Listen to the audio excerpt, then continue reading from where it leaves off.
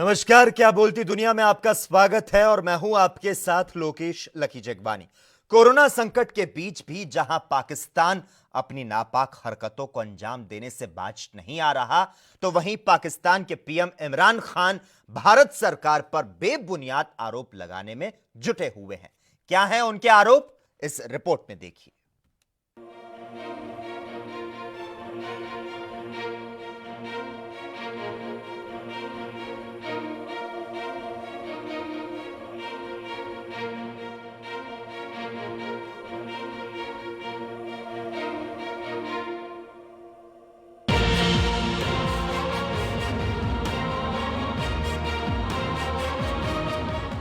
पूरी दुनिया इस समय कोरोना वायरस से जंग लड़ रही है, तो वहीं पाकिस्तान सीज फायर की आड़ में आतंकियों को भारत में दहशत फैलाने के लिए भेज रहा है। लेकिन इधर पहले से सीमाओं पर तैनात भारतीय सेना पाकिस्तान के मंसूबों पर पानी फेर रही है। दरअसल बीते कुछ दिनों से पाक समर्थित आतंकी भारत में घुसपैठ कर आतंकी वारदातों को अंजाम देने में लगे हैं, लेकिन भारतीय सेना की ओर से उन्हें हर मोर्चे पर मुंह तोड़ जवाब दिया जा रहा है। लेकिन इस बीच अंतर्राष्ट्रीय समुदाय का ध्यान अपनी ओर आकर्षित करने के लिए पाकिस्तान के प्रधानमंत्री इमरान खान ने भारत पर बेबुनियाद आरोप लगा दिए। इमरान खान ने दावा किया कि भारत मौजूदा तनाव का इस्तेमाल कर घुसपैठ के जवाब के बहाने उनके देश के खिलाफ फर्जी आरोपों का अभियान शुरू कर सकता है। दरअसल भारत ने जब कश्मीर में अशांति के पीछे पाकिस्तान का हाथ बताया, तो इमरान खान उसे ट्विटर पर ले आए। उन्होंने ट्वीट करते हुए लिखा, मैं पाकिस्तान को निशाना बनाने वाले भारत के झूठे अभियान के बारे में दुनिया को आगाह कर रहा हूँ। एलओसी के पार भारत की ओर से लगाए गए घुसपैठ के नवीनतम आधारहीन आरोप इस खतरनाक एजेंडे की निरंतरता है। दरअसल इमरान खान ने यह भी दावा किया कि कश्मीर में हिंसा स्थानीय थी। उन्होंने एक बार फिर से बेबुनियाद आरोप लगाते हुए लिखा, भारत की सत्तारूढ़ पार्टी ऐसी नीतियां अपना रही है जो दक्षिण एशिया की शांति को प्रभावित कर सकती है। अंतर्राष्ट्रीय समुदाय को भारत के दक्षिण एशिया में शांति और सुरक्षा को खतरे में डालने से पहले कार्य करना चाहिए। वहीं पाकिस्तान संसद में विपक्ष के नेता शहबाज शरीफ ने भी भारत के खिलाफ हमला बोला है।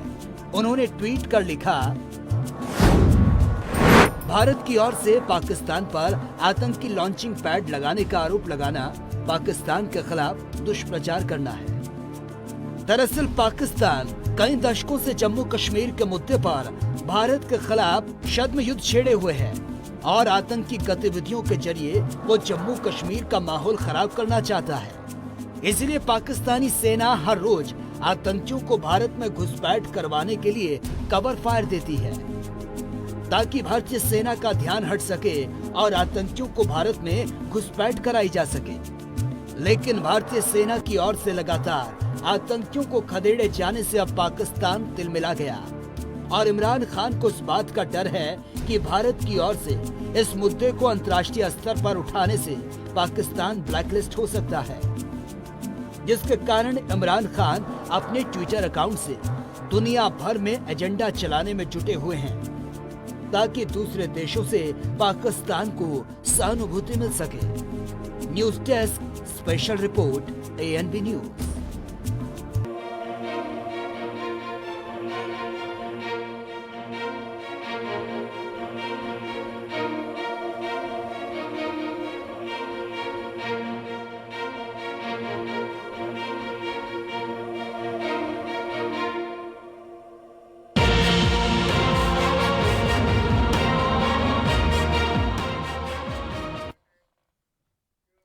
कोरोना संकट के बाद अब भारत मैन्युफैक्चरिंग हब बन सकता है।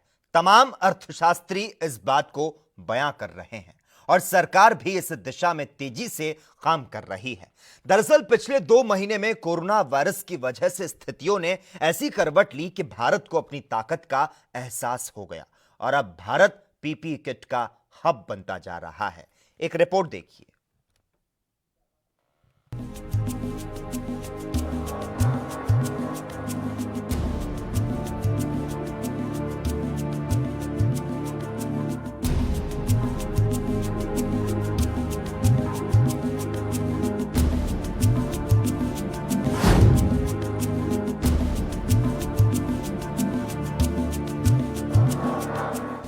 जिन चीजों के लिए कभी भारत हमेशा पूरी तरह से चीन समेत दूसरे देशों पर निर्भर था, आज उसी फील्ड में भारत ने अपना सिक्का जमा दिया।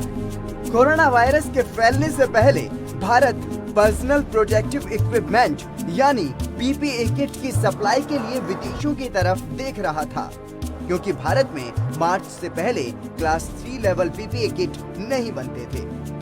लेकिन अब कोरोना वायरस ने भारत को आत्मनिर्भर बना दिया है। भारत सरकार ने लिया अहम फैसला। दरअसल जब दुनिया भर में कोरोना वायरस का कहर बढ़ने लगा तो भारत भी इससे मुकाबले की तैयारी में जुट गया और विदेशों से 52,000 किट मंगवाए गए। लेकिन जिस तेजी से कोरोना के मामले सामने आए उससे विदेशी पीपीई किट पूरे नहीं पड़ रहे थे, जिसके बाद भारत सरकार ने खुद इसके निर्माण का फैसला लिया। भारत में अब पीपीई का भंडार।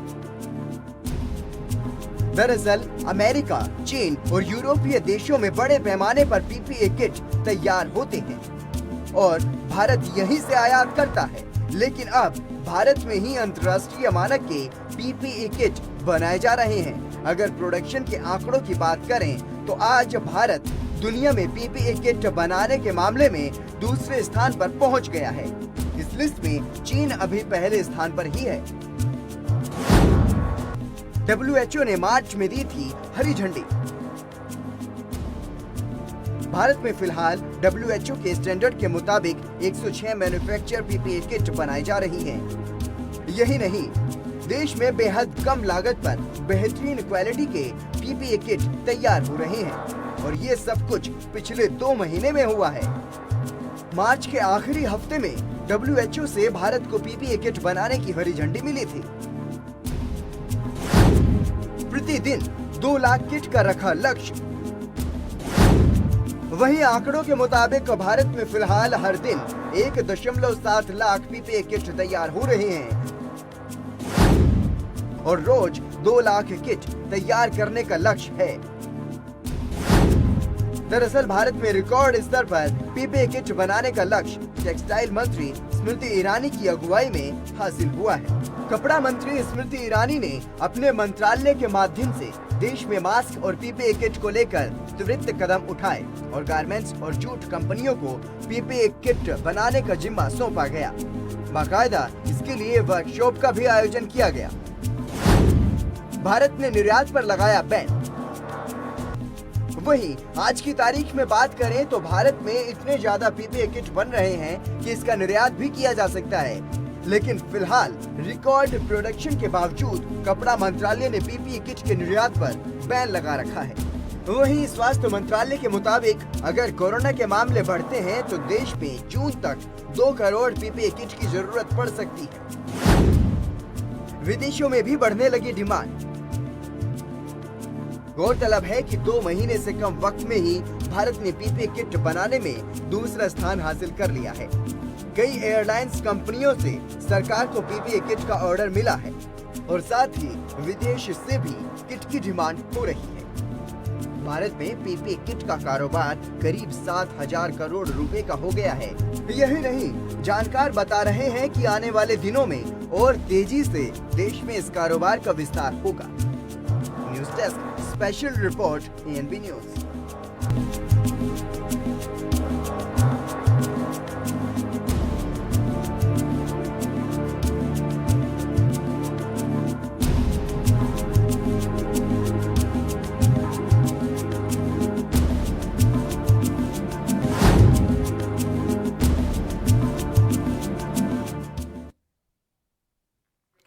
वहीं आंध्र प्रदेश के विशाखापट्टनम में सुबह सुबह उस समय हाहाकार मच गया जब एक फार्मा कंपनी से हुए गैस रिसाव ने 11 लोगों की जान ले ली, जबकि 300 से ज्यादा लोग अस्पतालों में उपचाराधीन हैं। और इस हादसे के तुरंत बाद सीएम जगन मोहन रेड्डी ने जांच के आदेश दे दिए, जबकि पीड़ित परिवारों के लिए मुआवजे का ऐलान किया है। यह रिपोर्ट देखिए।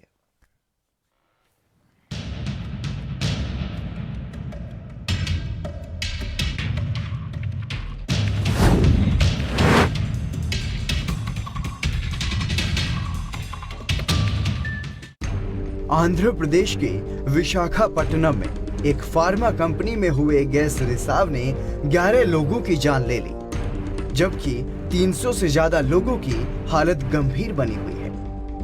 यह घटना गुरुवार सुबह की है, जब अचानक ही फैक्ट्री से गैस रिसाव होने लगा और लोग बेहोश होकर गिरने लगे।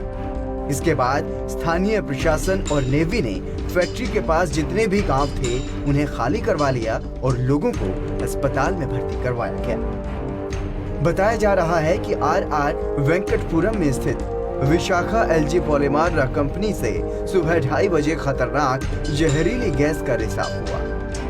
इस जहरीली गैस के कारण फैक्ट्री के 3 किलोमीटर के दायरे में आने वाले इलाके बुरी तरह से प्रभावित हुए।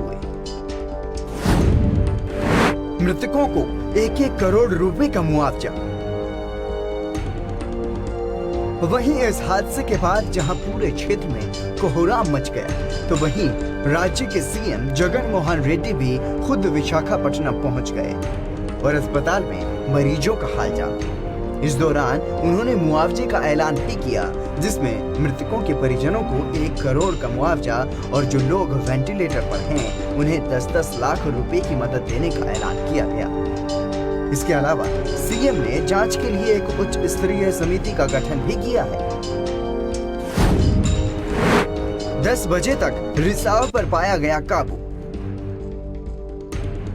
वहीं इससे पहले घंटों की मेहनत के बाद गैस रिसाव पर काबू पाया गया। साथ ही फैक्ट्री के आसपास के 3000 लोगों का रेस्क्यू भी किया गया। इस दौरान 300 से अधिक लोगों को अस्पताल में भर्ती करवाया गया, जिसमें अधिकतम बच्चे और बुजुर्ग शामिल हैं। 11 लोगों की मौत, 300 से अधिक पीड़ित। वहीं इस हादसे में 11 लोग अपनी जान गंवा चुके हैं, जबकि दर्जन भर लोगों की हालत गंभीर बताई जा रही है। बताया जा रहा है कि सरकारी अस्पताल में 316 लोग भर्ती किए गए हैं। इसके अलावा कई लोगों को गोपालपुरम के प्राइवेट अस्पताल में भी भर्ती करवाया गया है। इस दौरान प्रशासन ने तुरंत 1500 से 2000 बेड की व्यवस्था भी की है। फिलहाल इस पूरे प्रकरण की जांच के आदेश दे दिए गए हैं और जिन लोगों ने इस हादसे में जान गंवाई है या फिर वेंटिलेटर पर हैं, उनके लिए राज्य सरकार ने मुआवजे की घोषणा भी कर दी है। News desk special report ANB news.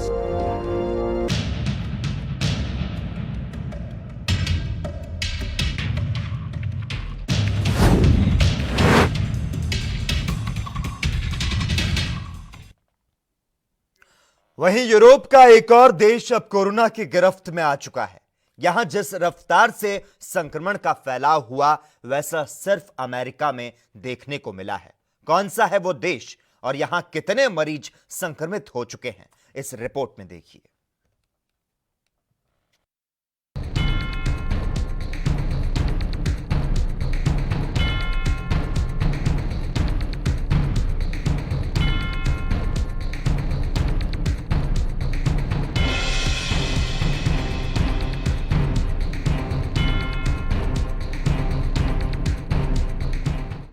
पूरी दुनिया इस समय कोरोना वायरस की चपेट में आ चुकी है।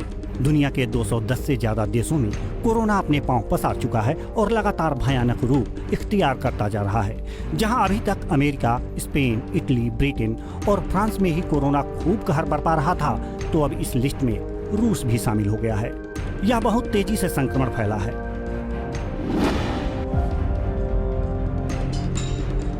गुरुवार शाम तक यहां 1,77,160 मामले सामने आ चुके थे और गुरुवार को रूस में खतरनाक बीमारी के रिकॉर्ड स्तर पर बढ़ोतरी हुई थी।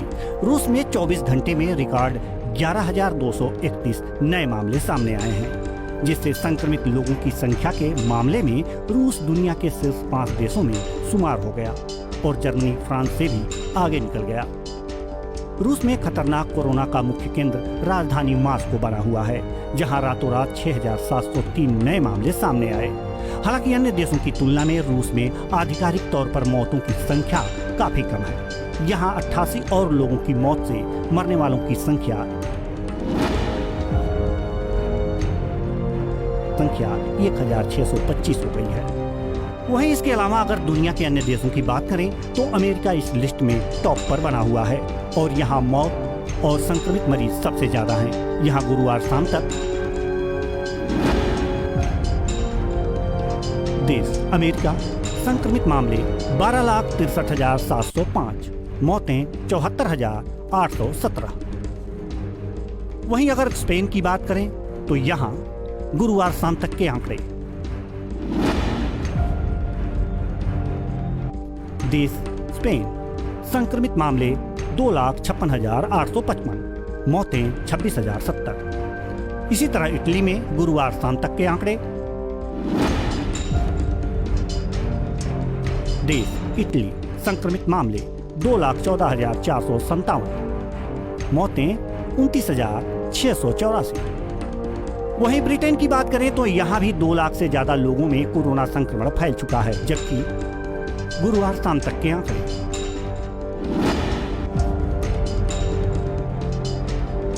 देश ब्रिटेन संक्रमित मामले 2,01,120, मौतें 30,076। इसके अलावा अगर फ्रांस की बात करें तो यहाँ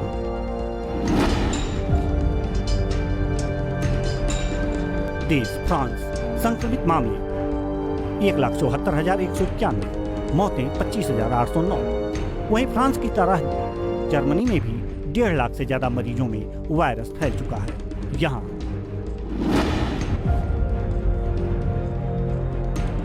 देश जर्मनी संक्रमित मामले 1,68,276, मौतें 7,277। इसके अलावा अगर एशियाई देश तुर्की की बात करें तो तुर्की एशिया में सबसे ज्यादा प्रभावित हुआ है। यहाँ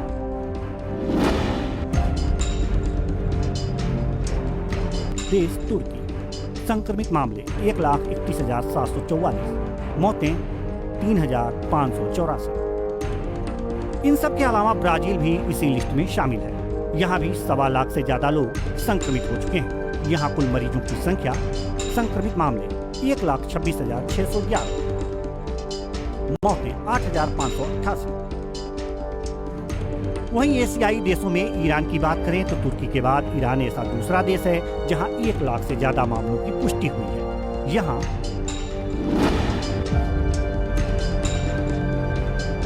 देश ईरान संक्रमित मामले 1,03,135, मौतें 6,486।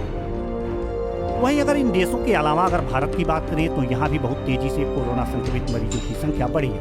यहाँ कोरोना मरीजों का आंकड़ा गुरुवार शाम तक 54,000 के करीब पहुँच गया, जबकि मृतकों का आंकड़ा 1,800 के करीब पहुँच गया है। वहीं ठीक होने वाले मरीजों की बात करें तो इलाज के बाद 15,460 लोग ठीक भी हुए हैं, जबकि 36,000 से ज्यादा अभी भी एक्टिव केस हैं।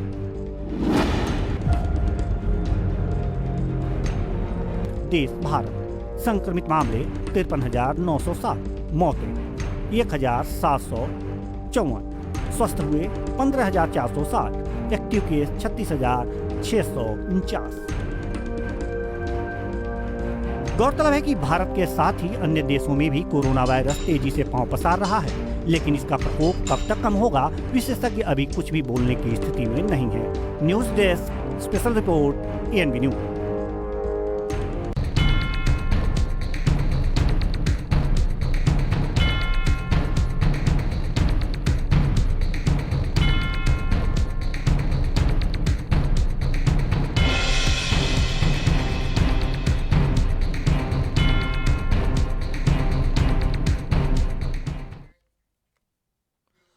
कोरोना वायरस से सुपर पावर अमेरिका इस कदर तबाह हो चुका है कि अमेरिकी राष्ट्रपति डोनाल्ड ट्रंप ने इसकी तुलना द्वितीय विश्व युद्ध में हुए पर्ल हार्बर हमले से कर दी है। चलिए जानते हैं कि क्या है पर्ल हार्बर और अमेरिका पर क्या पड़ा था इस हमले का प्रभाव। यह रिपोर्ट देखिए।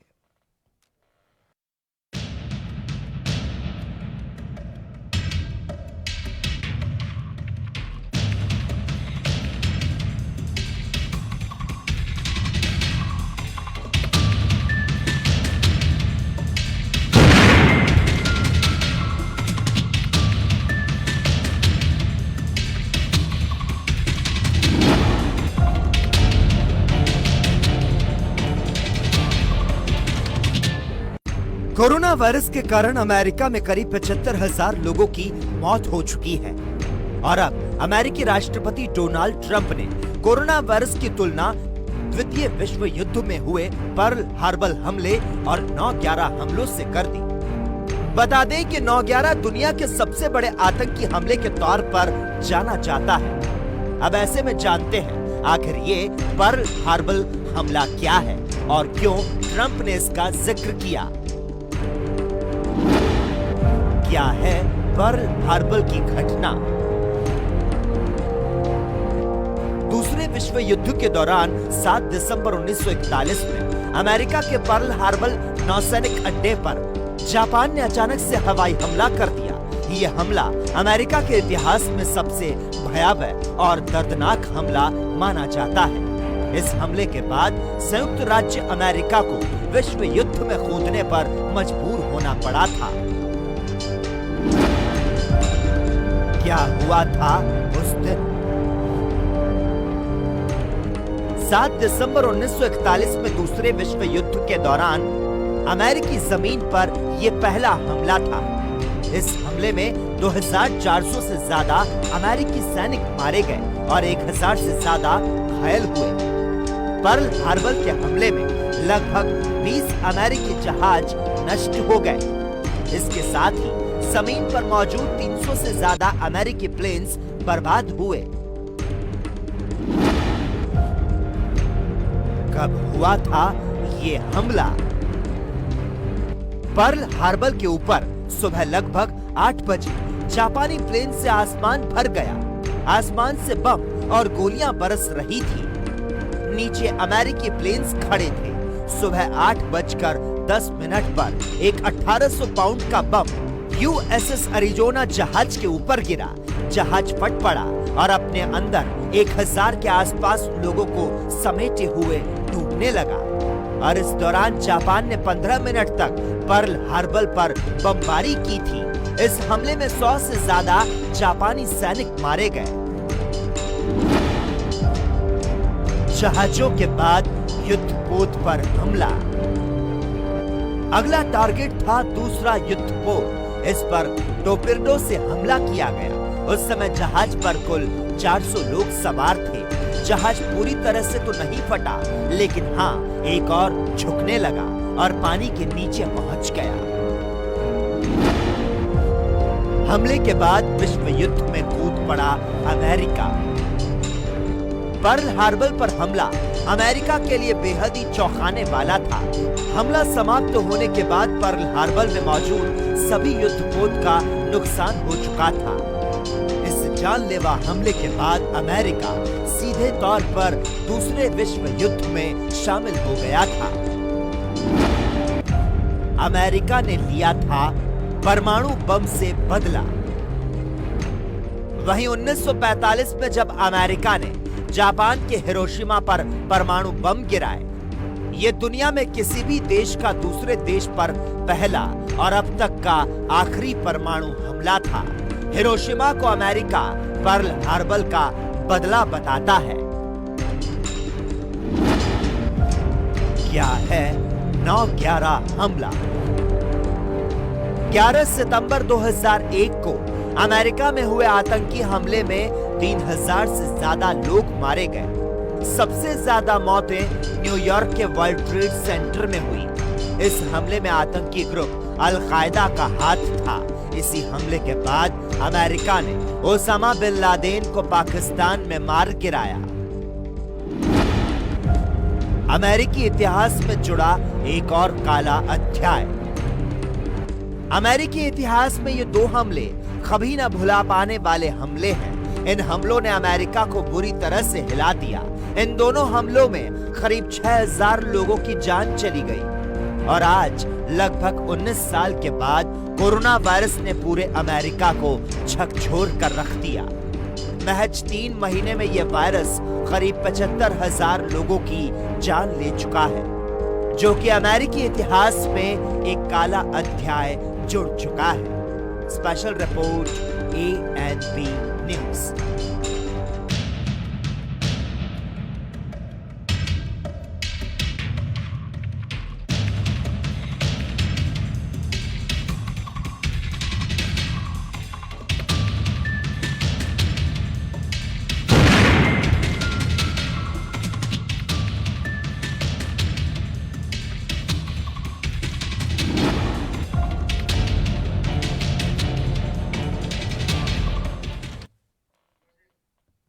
और इसी के साथ ही क्या बोलती दुनिया में इतना ही, लेकिन तमाम अहम खबरों के लिए लगातार आप जुड़े रहिए और देखते रहिए ANB न्यूज।